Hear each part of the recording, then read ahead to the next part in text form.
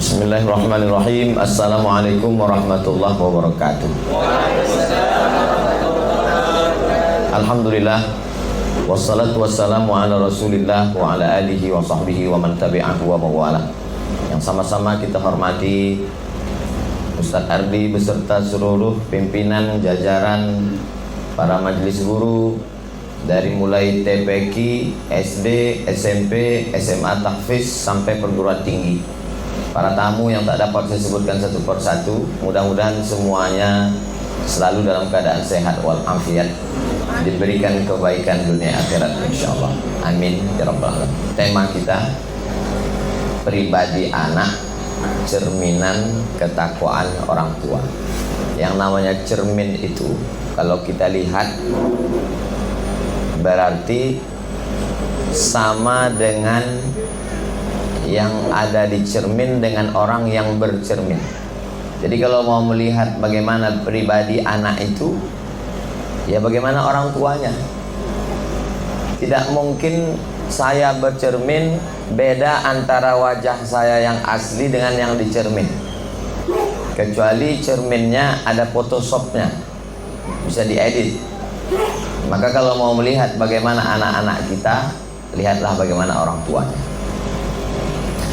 Ada seorang laki-laki namanya Sabit. Dia mandi di sungai. Saat mandi di sungai, dia melihat ada buah apel yang hanyut. Biasalah kita mandi di sungai, nampak ada apel hanyut. Lalu kemudian dia makan itu apel sampai habis. Setelah selesai, baru dia berpikir itu tadi yang dimakan itu apel punya siapa. Dia telusuri sungai, dia telusuri kemana ini muara sungai, hulunya kemana. Akhirnya ketemu kebun apel. Lalu dia cari yang punya kebun. Bapak yang punya kebun ini, kata yang punya kebun, betul, saya yang punya kebun apel. Saya tadi mandi di sungai di hilir sana, ketemu buah apel, lalu saya makan. Jadi besar dugaan saya apel itu jatuh dari pohon yang ada di kebun ini. Saya mau minta izin Pak, takut saya apel ini nanti termakan menjadi darah daging. Saya takut mencuri. Cuman saya teringatnya setelah kenyang. Nah, jadi Sabit ini ingatnya itu setelah kenyang. Beda sama tempat kita, setelah pensiun baru ingat.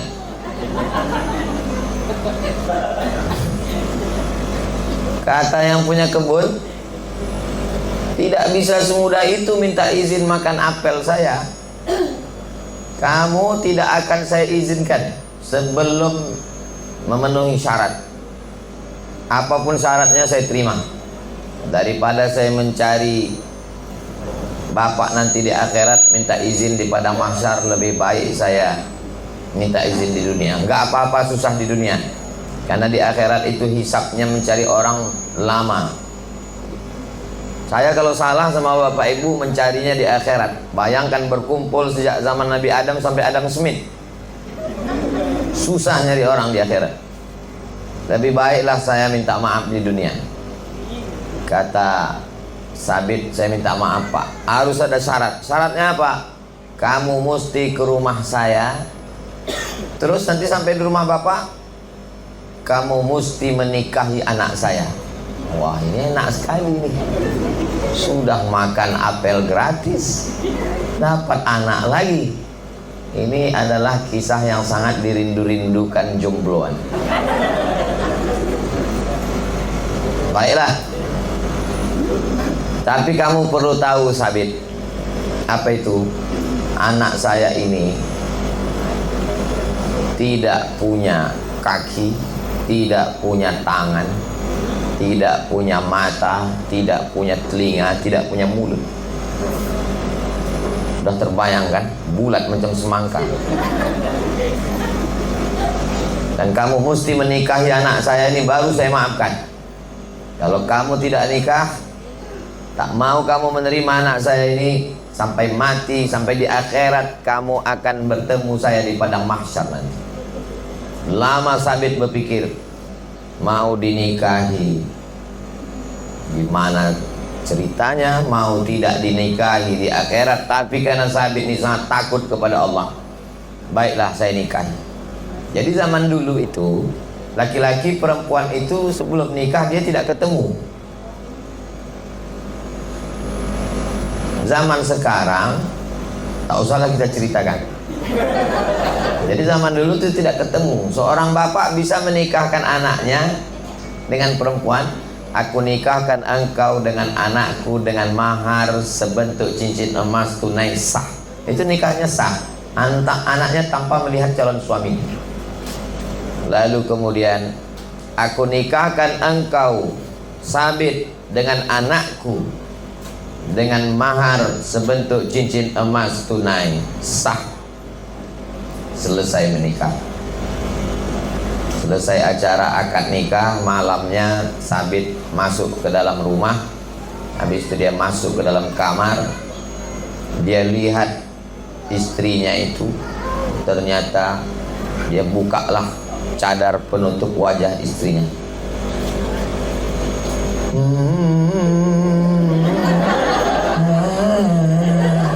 Kalau mau difilmkan nanti, mana tahu ada OSB yang mau buat film pendeknya, lebih kurang backsoundnya itu pas.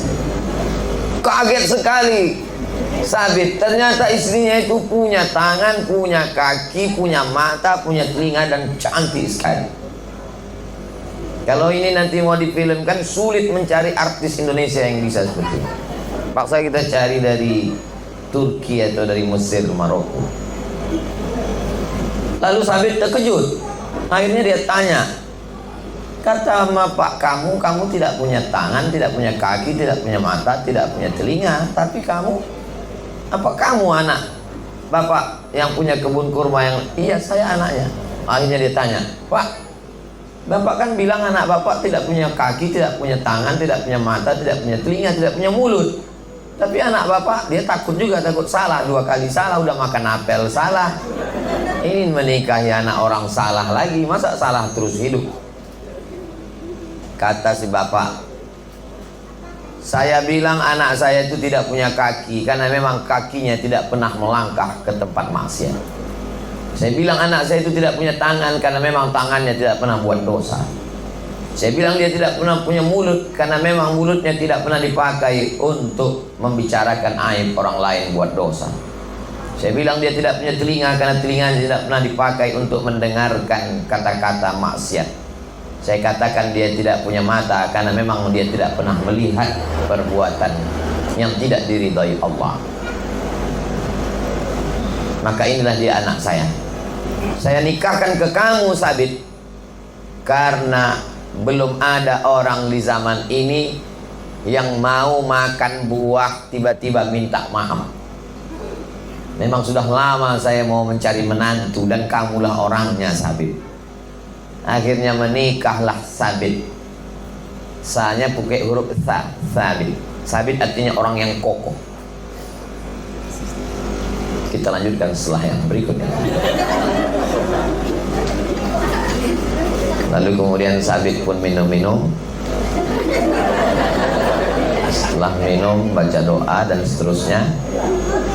Akhirnya lahirlah seorang anak laki-laki, buah pernikahan dari Sabit yang takut makan apel dengan istrinya yang tak punya mata, tak punya telinga, tak punya kaki, tak punya mulut karena tak pernah buat dosa, dengan mertua yang tak memikirkan menantunya ini apa dan siapa, yang penting jujur, takut makan buah apel minta maaf. Pernikahan Sabit dengan anak yang solihah, dengan mertua yang soleh, lahirlah seorang anak laki-laki. Anak laki-laki itu diberi nama Nu'man.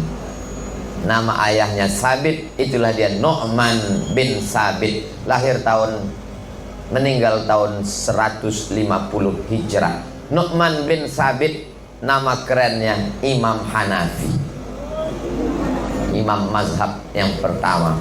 Yang pertama Imam Hanafi, yang nomor 2 Imam Maliki, nomor ketiga Imam Syafi'i, nomor keempat Imam Hambali. Imam Hanafi nama aslinya Nu'man bin Sabit. Jadi kita kalau kenalan sama orang, kita mesti sebut nama asli dan nama keren. Itu tadi siapa? Ustadz Somad. Loh, kemarin saya lihat di Facebook mirip kayak itu, namanya Anton. Nama saya Ustadz Abdul Somad, tapi selalu disingkat dengan UAS. Karena sulit sekali menyebut, banyak panitia yang ribet menyebut. Saya bilang nggak usah sebut detailnya, sebut saja Ustadz Abdul Somad dan seterusnya.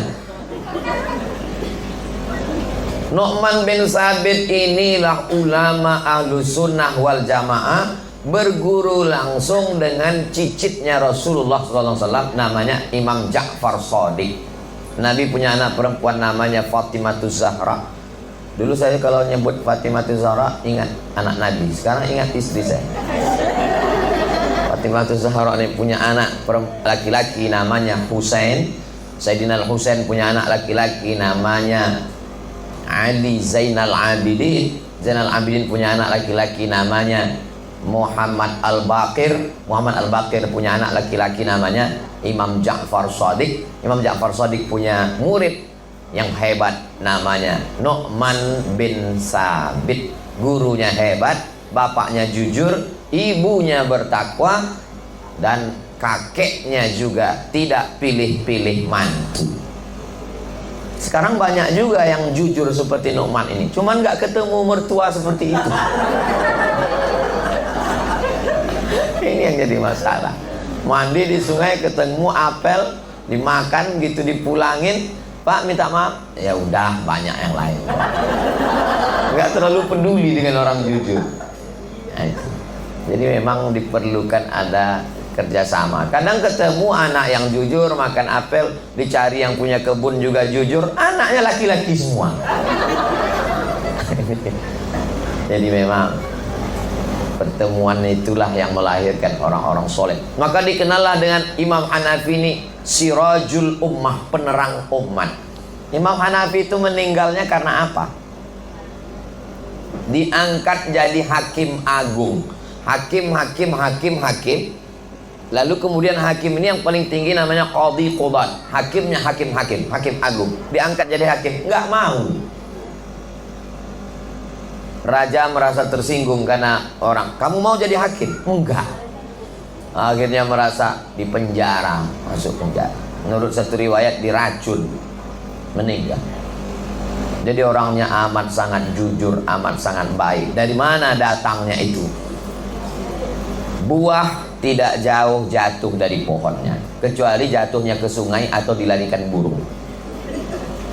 Jadi kalau ketemu anak yang jujur baik, bapaknya. Jadi bapak ibu guru yang ada di OSB dari PAUD, TK, SD, SMP, SMA, tahfiz, kalau ketemu anak-anak yang mudah sekali ngapal, baik, itu bapaknya. Tapi kalau ketemu yang enggak, mungkin bapaknya baik juga. Jadi jangan ini dijadikan rumus baku. Saya nggak ingin juga bapak ibu guru langsung pakai jurus saya ini, pas ketemu, wah ini bapaknya nggak jelas. Boleh jadi bapaknya jelas, ibunya jelas, cuman anak ini lama nyusu ke sapi. Bagaimana orang tua itu menurunkan sifat-sifat kepada anak? Karena tidak ada campur tangan tetangga di sana.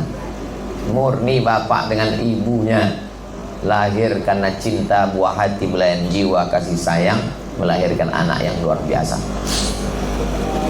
Ada satu daerah namanya daerah itu Marwa. Orang yang berasal dari Marwa disebut dengan Marwazi. Lalu kemudian di Marwa ini ada seorang hakim, Hakim Marwa. Hakim Marwa punya kebun anggur, luas sekali kebun anggurnya.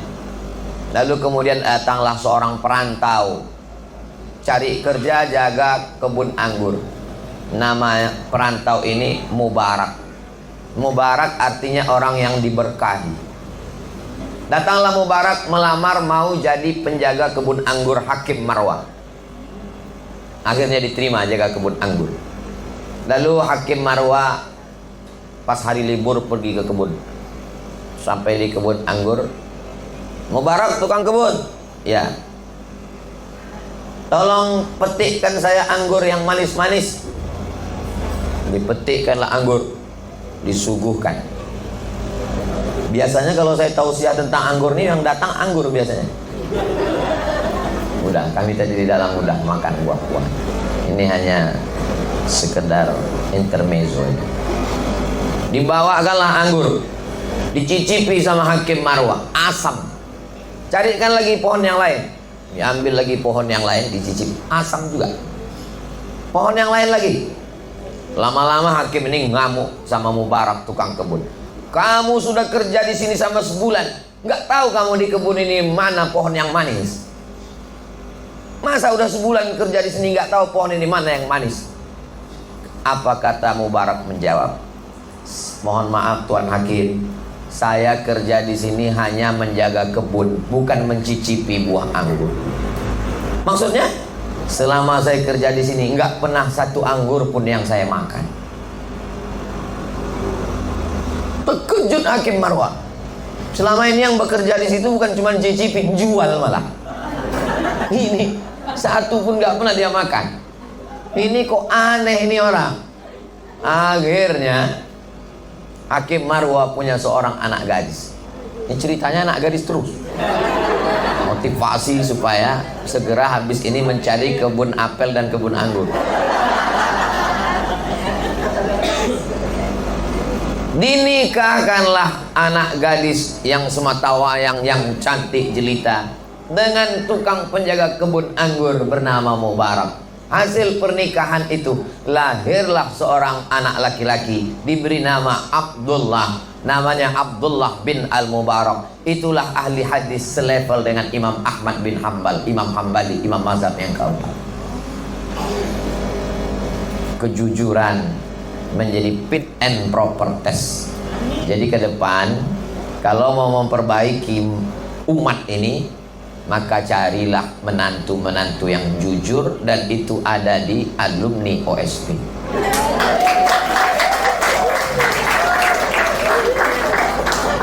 Jadi ibu-ibu yang punya anak kecil, masa depan ada itu.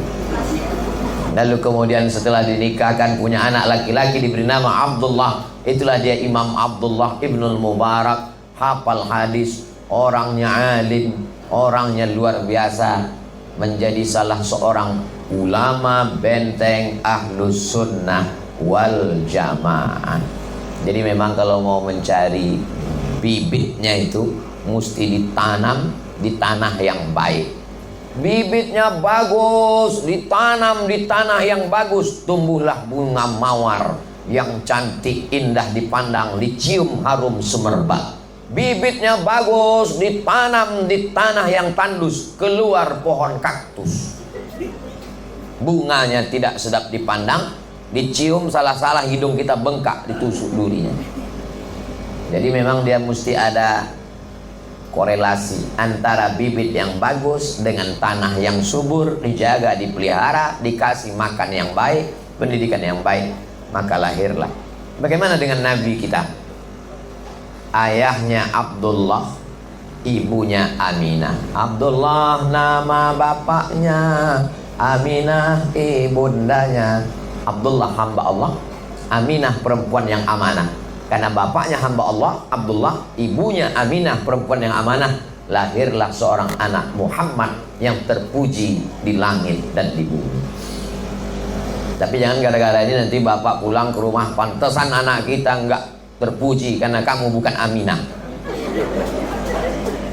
Si istri pun bisa juga jawab, anak kita tidak terpuji karena kamu bukan Abdullah. Artinya ini makna, kalau mau anaknya Muhammad, maka bapaknya mesti hamba Allah, bukan hamba dunia, bukan hamba harta, bukan hamba jabatan, apalagi hamba handphone. Banyak sekarang orang jadi hamba handphone. Pagi handphone, siang handphone, malam handphone. Sakratul maut tangan megang handphone. Gimana mau dapat anak yang soleh? Istrinya juga seorang yang aminah, orang yang amanah, perempuan yang solihah. Karena memang tema kita adalah pribadi anak, cerminan ketakwaan orang tua. Bagaimana orang tua, begitulah sifat anaknya. Asli semuanya. Sifat-sifat, bawaan, karakter, masalah on time, tepat waktu, masalah cara bicara, masalah kedisiplinan, masalah takut makan haram. Bibit ini amat sangat baik sekali. Makanya dalam Islam, seorang laki-laki mencari perempuan sifatnya 4. Pertama, lima liha, karena dia anak orang kaya. Jadi adik-adik yang jomblo, yang belum nikah, kalau mau cari calon istri, carilah dia anak orang kaya, kebunnya sejauh mata memandang, dan orang tuanya sudah mau meninggal. Kaya, anak tunggal semata wayang. 5 liha. Yang kedua, wali hasabiha, keturunan. Ningrat, Raden, darah biru. Kenapa disebut darah biru? Ternyata darah yang paling mahal adalah darah biru. Diambil dari hewan yang tumbuh di tepi, yang hidup di tepi pantai, bentuknya seperti motor tank, namanya belangkas. Coba tulis, itu dia mengeluarkan darah berwarna biru, mahal sekali. Cuman kalau bisa istri jangan sampai darah biru, susah donornya nanti. Saya ketika periksa darah, ditusuk sama dokter, diletakkan di kaca, Ustadz Somad, golongan darahnya AB. Inilah darah yang paling bagus Ustadz, susah tertular penyakit, dan ini darah yang kuat, kata dokter. Mantap. Tapi kalau kecelakaan, inilah yang paling sulit dapat darah, dan banyak meninggal Pak Ustadz. Kadang dokter ini satu sisi membahagiakan kita, satu sisi menyusahkan hati kita. Lihasabiha, keturunan. Yang ketiga, wali jamaliha, kecantikannya. Rambutnya bakma yang terurai. Tak usahlah kita teruskan. Tapi kata Nabi, jangan kau pandang yang 3. Kalau kau lihat karena hartanya, hartanya akan binasa. Kalau kau lihat karena keturunannya, berapa banyak perempuan dicopot gelar-gelar sukunya karena melanggar pantangan adat istiadat. Jangan kau pandangkannya rupanya, karena wajah musim berganti, semuanya akan berubah. Perempuan itu ibarat bunga. Bunga itu seperti kuntum yang mekar harum semerbak, tak lama kemudian dia akan layu. Yang tidak berubah itu cuma bunga plastik. Tapi pandanglah, kata Nabi yang keempat, fasfar bidzatid din, lihatlah bagaimana dia taat menjalankan ajaran-ajaran agama. Itulah yang tidak akan lapuk karena hujan, tak akan lekang karena panas, tidak akan berubah apapun yang terjadi. Zaman boleh berganti, politik boleh bertukar, tapi sifat bawaan ibu akan turun kepada anak. Itulah pentingnya mencari sifat ibu yang solihah. Adapun perempuan mencari calon suami, sifatnya lebih dikit lagi, hanya 2 saja. Idza ja'akum man tardawna dinahu, kalau datang laki-laki meminang anakmu. Bapak-bapak yang punya anak, kalau datang laki-laki meminang anakmu, pandang yang pertama dinahu, baik menjalankan agama, wa khuluquhu, baik akhlaknya. Kenapa 2? Karena ada orang yang akhlaknya baik, sopan, kalau ditanya OSB di mana? Di sana. Sopannya luar biasa. Natap kita pun nggak mau, tapi nggak sholat, nggak bisa. Ada pula orang yang sholatnya rajin, sholat zuhur, sholat asar, sholat maghrib, sholat isya, sholat tahajud, sholat witir, puasa sunat, tapi kasar, nggak bisa. Dua-duanya harus sejalan. Orangnya sopan, orangnya baik, orangnya juga menjalankan agama. Mudah-mudahan yang belum berjodoh segera ditemukan jodoh yang baik-baik. Banyak juga yang belum berjodoh. Nah, inilah dia. Setelah mereka ketemu, laki-lakinya baik, perempuannya baik, dipertemukan dengan cara yang baik, namanya ta'aruf. Gak ada pacaran dalam Islam. Sekarang banyak ini anak-anak muda sholat tahajud, sudah hijrah, jam 3 malam nelpon. Kamu nelpon siapa? Pacar? Enggak Pak Ustadz, ini pacar syariah. Tahajud ya yang.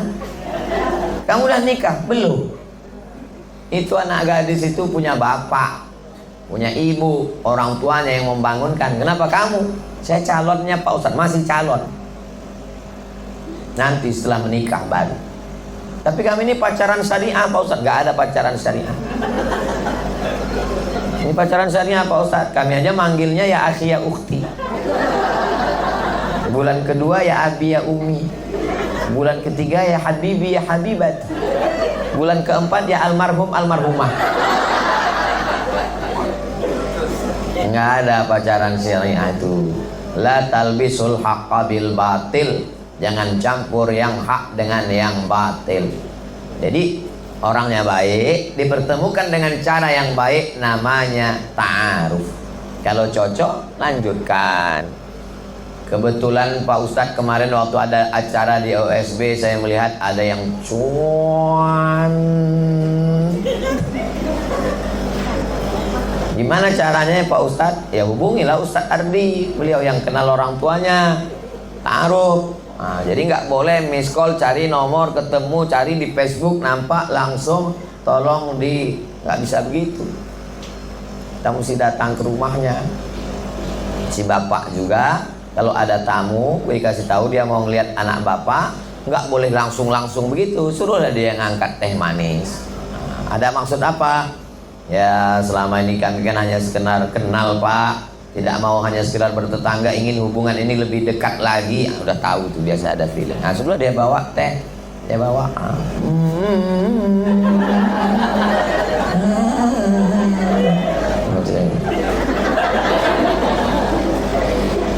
setelah selesai, gimana jadi? Nggak sesuai Pak Ustadz. Rupanya hari itu kelihatan putih karena lampunya terang. Jadi nggak jadi itu nggak masalah. Bukan berarti setelah ta'aruf nggak jadi lalu musuhan. Enggak demikian. Setelah itu berlanjut ke khitbah. Khitbah itu dia sudah diikat pertunangan. Tidak boleh orang tua membatalkan ikatan pertunangan, karena bisa menjadi permusuhan. Dan anak muda juga nggak boleh meminta, Pak saya mau minang anak bapak, anak saya sudah dipinang orang lain. Pulang, nggak boleh. Nggak boleh langsung dicongkel tanya, kemarin dia maharnya janjikan berapa? 100 juta, saya 200. Emang ini kan mas koki? Ini anak orang, ini anak manusia, putus silaturahim orang. Maka dalam Islam diajarkan, la yakhtiba ahadukum fauqa khitbati akhi. Tidak boleh meminang anak orang yang sudah dipinang. Orangnya baik, calonnya baik, dengan niat yang baik, dengan cara yang baik, dinikahkan dengan baik. Jangan dirusak. Ini banyak juga kadang laki-lakinya baik, perempuan baik, karena dilepaskan hubungannya tidak baik, terkontaminasi dengan yang tidak baik. Nauzubillah. Setelah itu barulah kemudian mereka menikah dengan cara yang baik, mendapatkan kebaikan. Doa yang diajarkan Nabi Ibrahim, Rabbi habli minas sholihin. Nabi Zakaria, Rabbi habli min ladunka zurriyatan thayyibah. Nabi Ibrahim, Rabbi habli minas sholihin. Ibadur Rahman, Rabbana hab lana min azwajina wa dzurriyyatina qurrata a'yun waj'alna lil muttaqina imama. Setelah itu kemudian hamil, saat mengandung ada tur. Tur itu biasanya jalan-jalan ke gunung, ke danau, ke bukit. Tapi ini aneh turnya. Turnya diadakan ke Museum Moskow untuk melihat lukisan-lukisan klasik. Selama melihat lukisan diiringi dengan suara musik Mozart, Beethoven, musik-musik yang melembutkan hati. Tapi yang ikut acara tur ini saya nggak lulus, Ustadz Ardi juga nggak boleh, karena pesertanya syaratnya hamil 3 bulan. Siapa yang hamil 3 bulan, 4 bulan, 5 bulan boleh untuk ikut tur di Moskow, melihat lukisan-lukisan klasik, diiringi dengan suara musik Mozart, Beethoven. Tujuannya apa? Ternyata supaya anak yang dikandung ini menjadi anak yang lembut. Mereka komunis, nggak ngerti Quran, nggak ngerti sholawat. Yang dia tahu adalah melihat lukisan yang cantik indah, mendengar musik yang lembut, maka akan lahir anak yang baik, yang lembut. Tapi dalam ajaran Islam, inna khalaqnal insan, kami ciptakan manusia min nutfah, dari sperma, ansajin, ini campur dengan sel telur, nabtalihi, kami uji, ja'alnahu sami'an basira, anak itu bisa mendengar, anak itu bisa melihat. Nabi sudah membacakan ayat itu 1444 tahun yang lalu. Nabi tidak pernah terdaftar di fakultas kedokteran universitas manapun, tapi dia sudah tahu bahwa anak di dalam bisa mendengar. Waktu saya menjelaskan ayat surat Inna khalaqnal insana min nutfatin amsyajin nabtalihi faja'alnahu sami'an basira. Menurut ayat ini, anak sudah bisa mendengar dan sudah bisa melihat di dalam kandungan. Waktu saya jelaskan ayat itu, datang kertas. Ustaz Somad, ada kertas dari jamaah. Saya dokter spesialis obgyn. Spesialis obgyn itu spesialis kandungan, bukan spesialis jin. Saya ustadz yang selalu berkecimpung dengan ibu hamil. Menurut ilmu kami, anak yang ada dalam kandungan sudah bisa mendengar, merespon ibunya. Jadi tur yang diadakan di Moskow itu, ketika ibunya mendengarkan musik yang slow, maka anaknya pun tenang di dalam. Jadi dapat disimpulkan, anak-anak yang melompat-lompat itu belum tentu karena mendengar musik metal, tapi ketenangan ibu hamil itu dihasilkan oleh apa yang dia dengar. Makanya disuruh ibu-ibu mengandung itu mendengarkan speaker Quran. Dari sejak Sami ada dalam kandungan sampai sekarang setahun 4 bulan, Februari, Maret, April, Mei, Juni, 17 Juni, setahun 4 bulan, non-stop, tidak boleh ayat Quran berhenti. Berhentinya kalau mati lampu aja. Bacaan Quran harus terus. Jadi yang selama ini ada musik metal, R&B, K-pop dan lain-lain, tolonglah dirubah dulu menjadi lantunan ayat-ayat suci Al-Quran. Zaman dulu belum ada speaker Quran. Jadi zaman dulu kalau ada ibu-ibu hamil datang ke kiai, kiai sebaiknya saya ini baca apa ya? Disuruh baca surat Yusuf. Baca surat Yusuf ya. Cuman kadang ibu ini salah tangkap. Dimahaminya baca Yusuf, surat Yusuf biar anaknya ganteng seperti Nabi Yusuf. Padahal maksud kiai supaya waktu baca Quran ibunya tenang, anaknya di dalam dengar. Itu maksudnya. Kalau ibunya tenang, jantungnya tenang, otaknya tenang, anaknya juga tenang di dalam, pertumbuhannya normal, sehat. Cuman kadang orang kita ini salah paham, nanya segan. Kalau dia nanya, kiai jelaskan, kiai kenapa baca surat Yusuf? Cuman karena dia segan, ngambil kesimpulan sendiri. Baca surat Yusuf biar anaknya ganteng, pas lahir hitam. Komplain sama kiai. Apa nih kiai, saya sudah baca surat Yusuf, anaknya kok gini. Kiai nggak marah-marah. Pas dikomplain kiainya diam aja, dia nanya bojone di, suaminya mana? Ini bodoh. Tujuannya itu lebih pada spiritual, supaya kalau ibunya baca Quran itu tenang. Makanya tidak boleh bertengkar suami istri saat istri hamil. Nanti anaknya kan selalu dikasih tahu dokter, jangan kelahi ya Pak, Bu, banyak-banyak sabar. Nanti kalau ibunya stres, depresi, nanti anaknya begini. Cerminan orang tua. Bagaimana dibesarkan dengan kasih sayang. Akhirnya anak lahir. Di saat anak lahir, dibisikkan ke telinganya sebelah kanan azan. Azan as-salah, seperti azan salat. Hadisnya hadis hasan, ada dalam kitab Sunan Tirmidzi. Jam berapapun anaknya lahir tetap diazankan. Makanya kalau nggak tahu nanya, ini anak lahir jam 5 diazankan as-sholatu khairum minan naum. Azannya tetap azan seperti biasa. Dibisikkan ke telinga sebelah kanan. Allahu Akbar, Allahu Akbar. Saya mengazankan anak saya. Meleleh air mata saya saat azan. Apa yang Ustaz bayangkan? Saat ini aku yang membisikkan ke telingamu, asyhadu an la ilaha illallah. Kita sebagai orang tua yang kita inginkan cuma satu.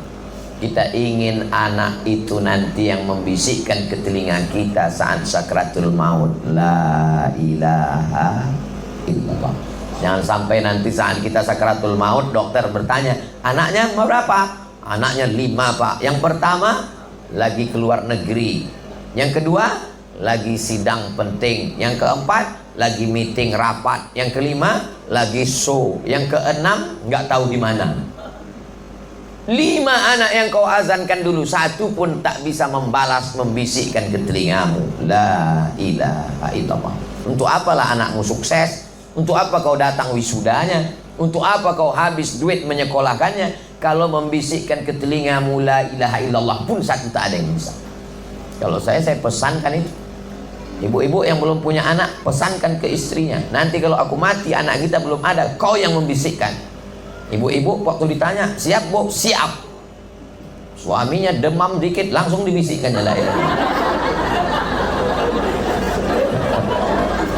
Itulah saking solihahnya. Lambat sholat subuh dikit, la ilaha belum lagi katanya.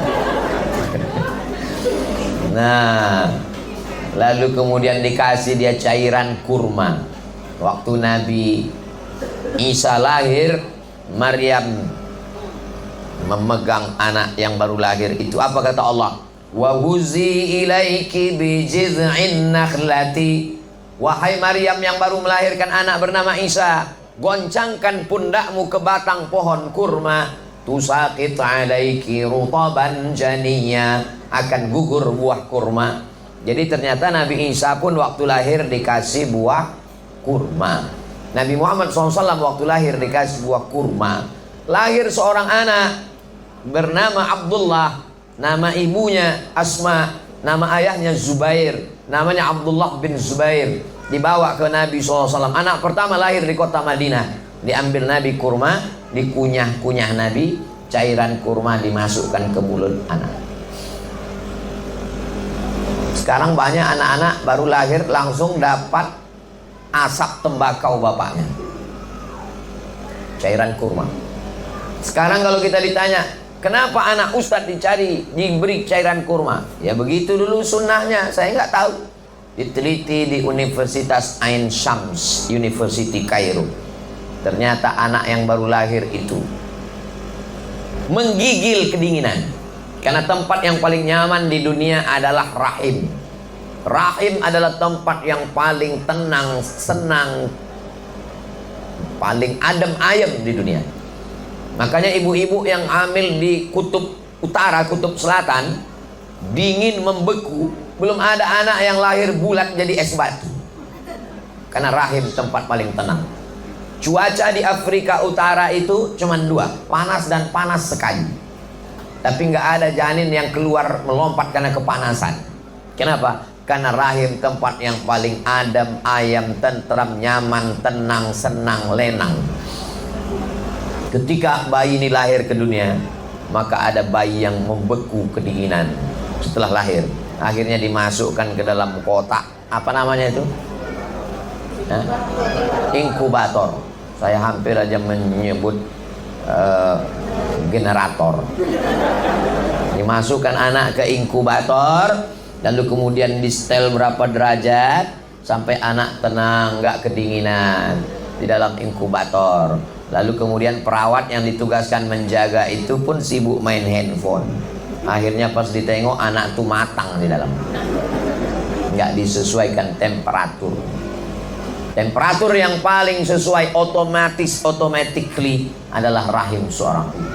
Makanya ibu-ibu, mohon maaf, beribu maaf, Kalau sudah diponis ada kista, harus dibuang rahimnya, menangis meleleh. Ini ibu udah kelihatan ada kista, ini harus dibuang rahimnya, menangis si ibu. Suaminya malah senyum. Kalau ibu penasaran, tanyalah sama mereka yang senyum-senyum. Rahim adalah nama yang diambil dari Asmaul Husna, yang mengatakan begitu Allah dalam hadis qudsi, Ana Rahman, aku ini Rahman. Syaqaqtu rahim min ismi, rahim diambil dari nama. Bismillahirrahmanirrahim. Sebagaimana sayangnya Rahman dan Rahim, begitulah sayangnya Rahim, menjaga janin. Maka hubungan kita hari ini disebut dengan silaturahim. Bapak di rahim ibu bapak, saya di rahim ibu saya, ibu di rahim ibunya ibu-ibu. Dan hari ini kita menyambung tali silaturahim untuk menjaga anak-anak kita ke depan. Ada yayasan, ada guru, ada wali murid, ada peserta didik. Keempat ini mesti sering-sering bersilaturahim, menyambung lagi rahim yang putus untuk melahirkan generasi ke depan. Generasi OSB, Omar Smart Brand. Dia memang setiap 10 menit sekali ada iklannya. Pesan, enggak ada pesan. Ide dari penceramah. Nah, setelah anak-anak ini dididik dengan baik, memilihkan bapaknya baik, memilihkan ibunya yang baik. Banyak sekarang laki-laki kalau mau nikah, apa kata dia kepada istrinya? Sudikah engkau menemani aku hingga kematian tiba? Kata-katanya tolong diganti. Sudikah engkau menjadi ibu bagi anak-anakku yang akan menemani kita bersama sampai ke surga bersama Rasulullah. Yang sudah terlambat gak usah dipakai lagi. Kasihkan aja untuk yang selanjutnya, untuk anak-anak selanjutnya. Nah, ini penting sekali karena ini mindset cara kita berpikir. Kita menganggap ini perempuan hanya untuk menemani kita sampai kematian datang. Enggak. Dia tidak menemani kita sampai kematian, tapi untuk menjaga anak-anak kita, generasi masa depan yang melahirkan calon pemimpin, lalu kemudian sampai akhirnya kita bersama dengan Rasulullah Sallallahu Alaihi Wasallam. Dikasih kurma, diazankan, lalu kemudian dipotongkan rambutnya. Rambut itu yang dibawa itu digundul semua, ditimbang seberat perak. Oh kemarin Pak Ustadz, kemarin anak kami itu ditimbang seberat emas. Iya kalau rambutnya tipis. Kalau lahir gondrong, jadi aslinya seberat perak. Jadi kalau dia seberat perak, 1 gram perak 70.000. Nah, ini nanti pas jam 10 itu selesai masuk sesi tanya jawab. Tadi saya mulai jam 9.15, berakhir jam 10.15. Tetap kode etik 600 ml. Walaupun di OSB sama dia. Jadi tausiahnya sampai jam 10. Dari jam 10 ke jam 10.15 itu dialog pertanyaan interaktif. Tolong pertanyaannya yang berefek kepada pendidikan anak. Jangan nanti pertanyaannya, Ustadz, Nabi Adam sama Hawa waktu menikah pakuannya siapa? Itu nggak ada hubungannya sama pendidikan anak kita. Lalu kemudian anak ini pun dibesarkan dengan kasih sayang, dikasih makanan yang halal.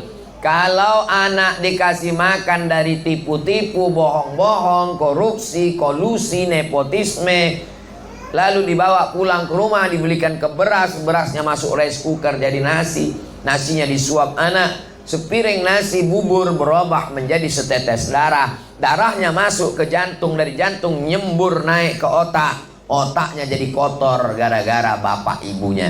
Bapak ibu hafal semua ayatnya. Nasiyatin kadzibatin khoti'ah. Nasiyatin ubun-ubun. Saya kebetulan di panel dengan spesialis otak. Assalamualaikum Ustaz Somad. Waalaikumsalam. Bisa ceramah di kampus kami? Siap. Judulnya tentang otak. Oh salah sambung. Ini nanti di panel 2 Ustaz. Ustaz khusus bacakan ayat-ayat tentang otak. Nanti yang menjelaskannya dosen spesialis otak. Oh kalau gitu bisa. Spesialis otak pun menjelaskan. Ustaz Somad ada otak bagian depan. Otak inilah yang berpikir. Connect dengan ayat yang selalu kita baca. Nasiyatin ubun-ubun bagian depan. Kadzibatin pembohong. Khotiatin pelaku dosa. Yang berdosa kan kemaluan, yang berdosa kan lisan, yang berdosa kan tangan. Ternyata tangan, lisan, dan kemaluan diperintahkan otak bagian depan. Kenapa otak bagian depan ini jadi jahat? Gara-gara darah dari jantung yang kotor. Kenapa darah ini kotor? Karena makanan yang kotor. Siapa yang ngasih makanan? Orang tua. Jadi orang tua ini luar biasa. Ada otak kanan, ada otak kiri, ada otak tengah, ada otak depan, ada otak belakang. Yang nggak punya otak, makan otak-otak. Bapak Ibu yang dimuliakan Allah Subhanahu wa Ta'ala. Jadi pengaruh pendidikan, sikap, doa, kata-kata itu luar biasa. Maka muncullah ungkapan anak kencing berdiri. Apa namanya kata-katanya itu? Guru kencing berlari, maka murid kencing. Guru kencing berdiri, muridnya kencing maraton. Guru yang pertama bukan guru di OSB. Guru yang pertama al-madrasatul ula. Ibu adalah guru yang pertama. Jadi kalau kita melihat ada anak-anak yang luar biasa, itu pasti ada ibu yang biasa di luar. Karena ibu ini pengaruhnya luar biasa. Makanya saya waktu tausiah ke Malaysia, keliling seminggu, datang jamaah Malaysia. Kami nak datang ke Pekanbaru. Mau apa, Bu? Kami nak jumpa emak Ustaz. Kenapa jumpa ibu saya? Saya yang Ustaz. Kami mau melihat mana ibu yang mendidik Ustaz. Mereka datang ketemu sama almarhumah ibu saya tahun 2018, datang Pekanbaru. Mereka tanya emak saya, emaknya Ustaz Samad? Iya. Macam mana Ustaz Samad masih kecil? Iya, sama macam anak kecil lain. Ceritalah mereka panjang lebar bagaimana mendidik, apa yang dikasih makan, bagaimana doanya, bagaimana zikirnya. Karena pribadi anak adalah cerminan ketakwaan orang tua. Jangan jadikan OSB sebagai pabrik. Jangan jadikan sebagai laundry. Ketika anak sudah keluar seperti pakaian kotor, orang tua tinggal ngecek mana yang enggak wangi, mana yang enggak harum, mana yang lipatannya enggak benar, komplain ke laundry. OSB bukan laundry. OSB adalah partner kita sebenarnya yang mendidik anak kita. Tapi karena kita enggak mampu, karena sibuk, wanita karir, bapaknya pergi pagi pulang petang, peras keringat banting tulang, anaknya tidur dia sudah pergi, dia pulang anaknya sudah tidur, enggak pernah ketemu. Maka ada yang mampu menolong kita, OSB. OSB ini yang menolong kita. Saya nggak sanggup mendidik anak saya. Anak saya masukkan ke sekolah. Ketika anak saya tes baca ayat, nyambung. Juz 29 nyambung. Juz 30 nyambung. Yang hebat bukan saya, yang hebat gurunya di sekolah. Saya datang ke sekolahnya, mengucapkan terima kasih ke guru-gurunya. Mau saya cium tangan gurunya sebagai hormat saya. Pas ketemu, nggak jadi saya cium karena gurunya perempuan. Jadi kalau ada orang tua yang marah-marah datang ke sekolah OSB, ini orang tuanya belum nonton channel Ustadz Abdul Somad Official. Subscribe, like, share, and comment. Pas jam 10 sampai 10.15, tanya jawab kita serahkan ke moderator.